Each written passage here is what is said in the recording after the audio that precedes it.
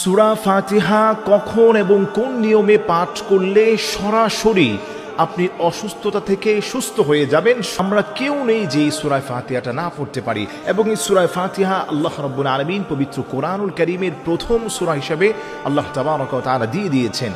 পবিত্র কোরআনুল কারীমের প্রথম সূরা সূরাতুল ফাতিহা, যেই সূরাকে সূরাতুশ শিফা বলা হয়। আল্লাহু আকবার পড়েন।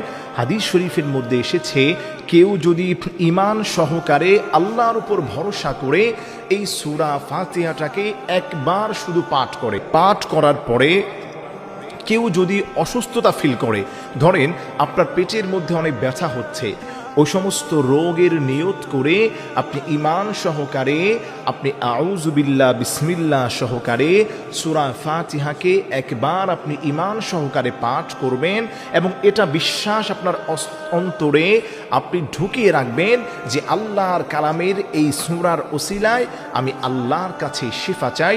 নবীজি বলেন, কেউ যদি বলে সূরা ফাতিহা পড়ে, আল্লাহ হে আমি বড় অসুস্থ, নবীজি বলেন উস্তুজিব, আল্লাহ তোমাকে সুস্থ করবেন। আল্লাহ নিজেই বলে দিয়েছেন, ওয়ানুনাজ্জিলু মিনাল কুরআনি মা হুয়া শিফাউ ওয়া রাহমাতুল লিল মুমিনিন। ও দুনিয়ার গোলামেরা, আমি আল্লাহ যেই কোরআনটা তোমাদেরকে আমি দিয়েছি, অসুস্থ হলে বিপদে পড়লেই সূরা ফাতিহাকে ঈমান সহকারে আপনি একবার শুধু পাঠ করবেন। একবার পাঠ করার পরে আপনি এই সূরা ফাতিহা পড়ার পরে এক গ্লাস পানির মধ্যে ফু দিয়ে যদি ওই পানিটাকে নিয়মিত 7 দিন পর্যন্ত আপনি সকালে এবং সন্ধ্যায় একবার করে খেতে পারেন, আল্লাহর কসম খেয়ে বলি কোনো দিন আপনার জটিল ও পুরাতন কোনো রোগ থাকতে পারেন। আল্লাহু আকবার পড়েন। এই সূরা ফাতিহাটাকে আপনি কিভাবে পড়বেন? প্রতিদিন সকালবেলা আপনি যখন ঘুম থেকে ওঠেন, খালি পেটে সুন্দরভাবে আল্লাহর উপর ভরসা করে আপনি 3 বার নবী পাক সাল্লাল্লাহু আলাইহি সাল্লামের উপর দুরূদ শরীফ পড়বেন।